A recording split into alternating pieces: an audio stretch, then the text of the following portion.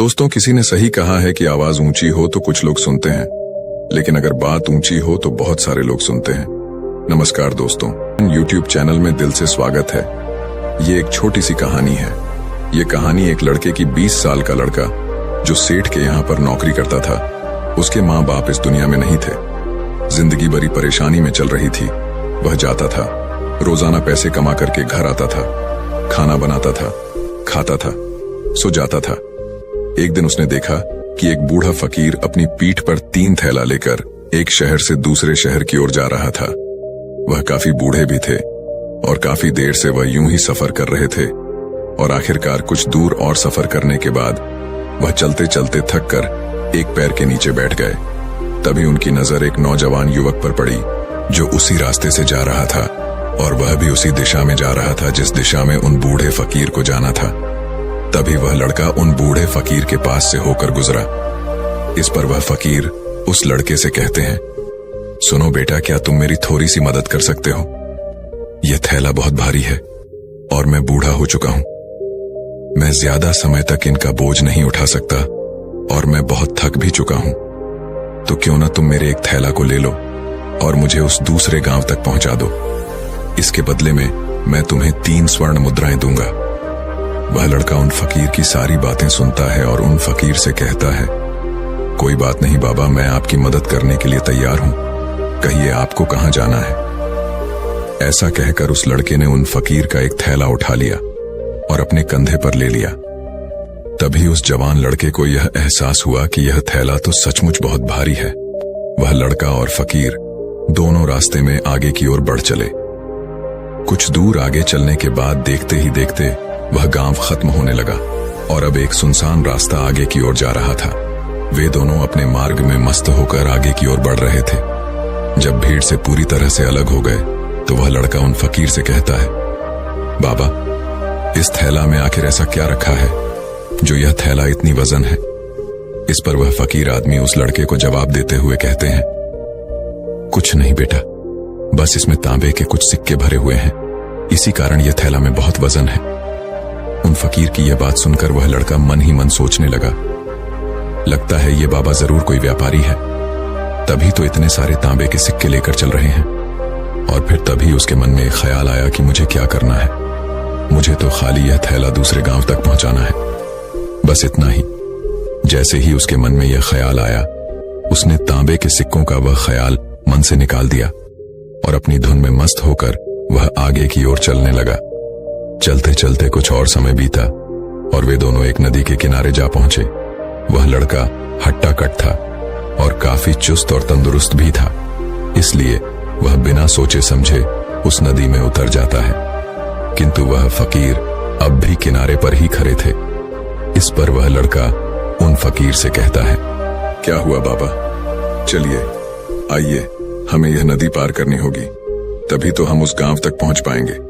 इस पर वह फकीर उस लड़के से कहते हैं, मैं जानता हूं बेटा कि हमें यह नदी पार करनी ही होगी, लेकिन जैसा कि तुम जानते हो, मैं अब बूढ़ा हो चुका हूं और 2-2 थैला लेकर मैं यह नदी पार नहीं कर सकता।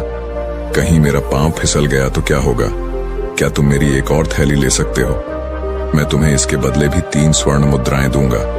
इस पर वह लड़का मुस्कुराते हुए उन फकीर से कहता है, बाबा, आप मुझे शर्मिंदा कर रहे हैं। यदि आप मुझे स्वर्ण मुद्राएं ना भी दें तो भी मैं आपका कार्य अवश्य करूंगा। मैं आपको उस दूसरे गांव तक जरूर पहुंचाऊंगा। इस पर वह फकीर मुस्कुराते हुए उस लड़के से कहते हैं, बेटा, तुम तो बड़े ही भले इंसान लगते हो। इतना कहकर उन्होंने वह दूसरी गठरी भी उस लड़के को थमा दी। उस लड़के ने जब वह दूसरी गठरी अपने कंधे पर रखी तो वह गठरी भी उसे बहुत ज्यादा भारी लगी, लेकिन उसने वहां पर कुछ नहीं कहा। जैसे तैसे उन दोनों ने नदी पार की। नदी पार करने के बाद बातों बातों में ही उस लड़के ने उन फकीर से कहा, बाबा, आखिर इस दूसरी गठरी में क्या है? ये गठरी भी बहुत वजन है। इस पर वह फकीर उस लड़के को जवाब देते हुए कहते हैं, बेटा, इसमें चांदी के सिक्के हैं, इसी कारण यह गठरी भी बहुत वजन है। उन फकीर की यह सारी बातें सुनकर अब उस लड़के का दिमाग तेजी से काम करने लगा था। वह यह सोच रहा था कि एक थैला में तांबे के सिक्के हैं और दूसरी में चांदी के। ऐसा प्रतीत होता है मानो यह फकीर बाबा कहीं दूर से आ रहे हैं। और उन्होंने अपनी सारी जमीन जायदाद बेचकर ये सारे सिक्के इकट्ठे किए हैं। तभी तो वह इतना धन लेकर चल रहे हैं। लेकिन वह लड़का उन फकीर से कुछ नहीं कहता और वे दोनों चुपचाप मार्ग में आगे की ओर बढ़ते चले जाते हैं। कुछ दूर आगे बढ़ने के बाद एक बार फिर एक सुनसान राह आती है। उस सुनसान रास्ते को देखते ही उस लड़के के मन में तरह तरह के विचार उत्पन्न होने लगे। वह यह सोचने लगा, अरे ये तो सुनसान जगह है। अगर मैं यह सिक्के लेकर यहां से भाग जाऊं तो ये फकीर मुझे कब तक दौड़ा जाएंगे। मुझे नहीं लगता कि मुझे कभी पकड़ पाएंगे और यहाँ पर कोई है भी नहीं जो इनकी मदद कर पाए। और वैसे भी ये बहुत सारे सिक्के हैं, मैं इनसे एक अच्छी दुकान खरीद सकता हूँ, अपना नया व्यापार शुरू कर सकता हूँ। और वैसे भी यह बूढ़ा फकीर अब इन पैसों का क्या करेगा, इससे अच्छा तो मैं ही इन्हें रख लेता हूँ। वह लड़का यह सब बारे में सोच ही रहा था, तभी अचानक उसे खुद पर आश्चर्य हुआ। अरे मैं ये क्या सोच रहा हूँ, ये फकीर बाबा ना जाने कहां से आ रहे हैं और क्या खोज करके इन्होंने इतने सारे पैसे इकट्ठा किए होंगे। मुझे इनका फायदा नहीं उठाना चाहिए। नहीं नहीं, मुझे ऐसा नहीं करना चाहिए। उसने कुछ देर के लिए तो अपने मन के विचारों को काबू कर लिया, लेकिन कुछ देर बाद उसके मन के विचार उस पर देखते ही देखते हावी होने लगे। वह लड़का 2 थैला लेकर उन फकीर के पीछे पीछे चल रहा था और कुछ दूर आगे चलने के बाद एक पहाड़ी आई। इस पर वह फकीर बाबा उस लड़के से कहते हैं, बेटा ये पहाड़ी मैं नहीं चढ़ पाऊंगा, मैं काफी बूढ़ा हो चुका हूं और मेरे घुटनों में भी दर्द रहता है। यदि तू मेरी तीसरी गठरी भी ले लो तो मैं तुम्हें 3 और स्वर्ण मुद्राएं दूंगा, लेकिन याद रखना इसे कहीं गिराना मत, कहीं यह गठरियां खुल ना जाए। इस पर वह लड़का उन फकीर से कहता है, क्यों बाबा, आखिर इसमें ऐसा क्या है। इस पर वह फकीर उस लड़के से कहते हैं, बेटा इसमें स्वर्ण मुद्राएं हैं। यह सुनकर वह लड़का मन ही मन बहुत प्रसन्न हुआ। उसने चुपचाप वह गठरी भी उन फकीर से ले ली और देखते ही देखते वे दोनों मार्ग में आगे की ओर बढ़ने लगे। अब वह फकीर बिना कोई वजन लिए हुए आराम से पहाड़ की चढ़ाई पर चढ़ रहे थे, किंतु वह नौजवान लड़का जो पीछे था वह वजन के कारण बहुत धीरे धीरे चल पा रहा था। लेकिन जब से उसने सोने का नाम सुना था उसका मन तो छलांग मार रहा था। वह मन ही मन सोच रहा था, अगर मुझे यह सारा धन मिल जाए तो मेरा पूरा जीवन तो आराम से कट जाएगा। वैसे भी बाबा तो बूढ़े हो चुके हैं, भला इन्हें इतने पैसों की क्या जरूरत है, इनका जीवन तो वैसे भी कट चुका है। मैं एक काम करता हूं, ये सारे पैसे लेकर यहां से भाग जाता हूं। लड़के के मन में अनगिनत विचार उठ रहे थे। लड़के का मन अब उसकी बुद्धि पर पूरी तरह से हावी हो चुका था और उस लड़के का मन अपनी बात को सही साबित करने के लिए उससे कुछ भी कह रहा था।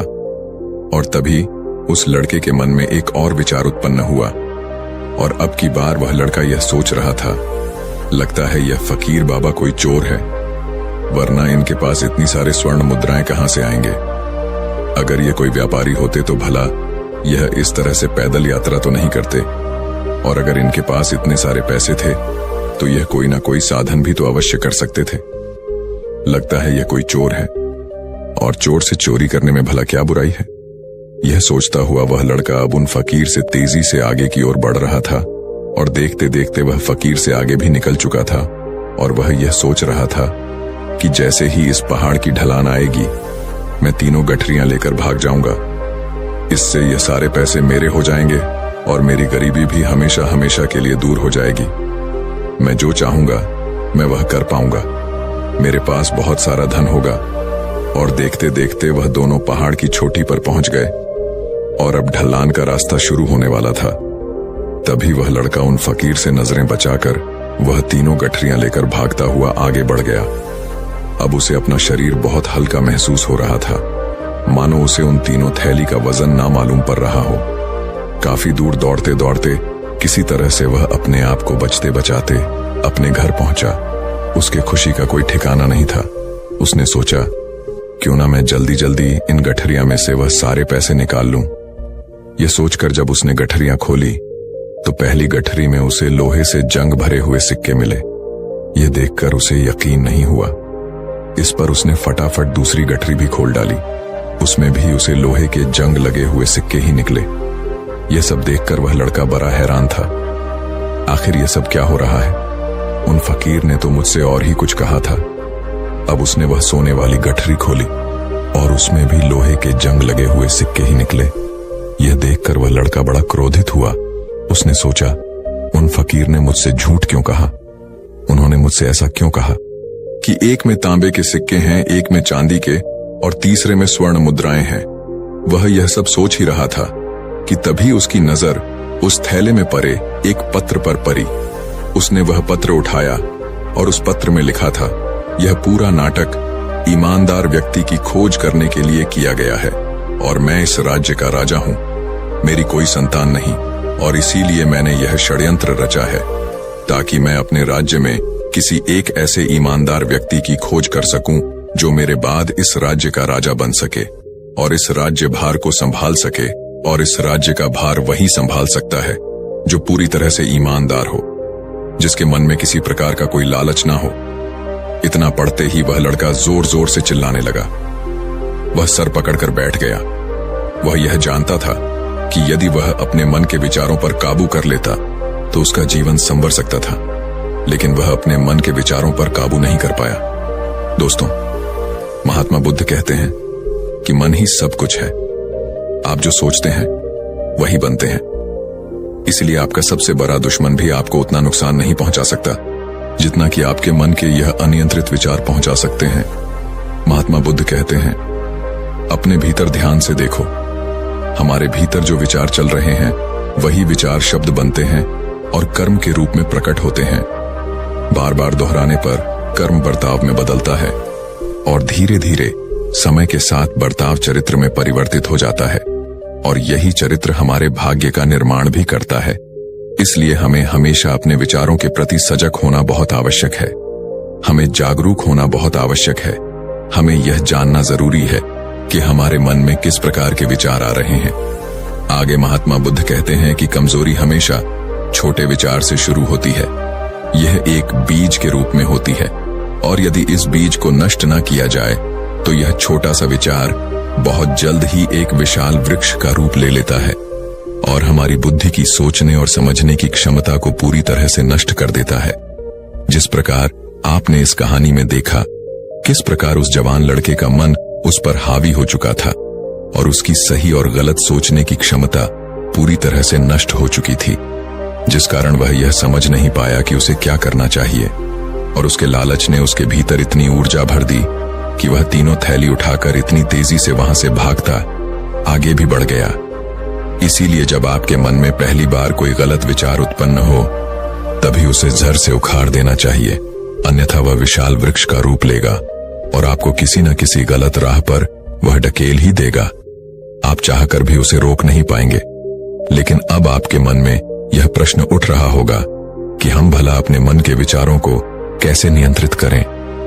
हमारा मन तो इतना चंचल है, वह इतना शक्तिशाली है कि वह हम पर हावी हो ही जाता है। हम चाहकर भी उस पर नियंत्रण नहीं कर पाते। इसका जवाब में महात्मा बुद्ध हमें दो बातें समझाते हैं। पहली बात, सही इरादा विकसित करो। कई बार आपने देखा होगा कि आपके मन में कुछ और होता है किंतु आप कहते कुछ और है, क्योंकि आपके मन के भीतर जो कुछ बसा है वही आपके मुख से बाहर भी निकल रहा है। लेकिन जब हमसे वह गलती हो जाती है तो उसके बाद हमारा मस्तिष्क अच्छी तरह से काम करना शुरू कर देता है। हमारे सोचने और समझने की क्षमता एक बार फिर से जागृत हो जाती है और ऐसी अवस्था में हमें यह एहसास होता है कि हमसे गलती हो गई है और फिर हमारा मन दुखी हो जाता है। हमारा मन अफसोस से भर जाता है और इस भारीपन और दुख से बचने के लिए महात्मा बुद्ध हमें सही इरादा विकसित करने के लिए कहते हैं। इसके लिए जब भी आप कोई कार्य करने जा रहे हो तो सबसे पहले आपको यह खुद से पूछना चाहिए कि जो कुछ भी मैं करने जा रहा हूं इसके पीछे मेरा इरादा क्या है। क्या मैं दूसरों को दुख पहुंचाना चाहता हूं या दूसरों को नीचा दिखाने जा रहा हूं या मुझे खुद को ऊपर उठाना है। खुद से सवाल कीजिए, खुद को जागृत कीजिए। जब आप अपने इरादों के प्रति सचेत होने लगेंगे, जब आप विचारों के प्रति सजग होने लगेंगे, तभी आपके भीतर सकारात्मक ऊर्जा का अवतार होगा।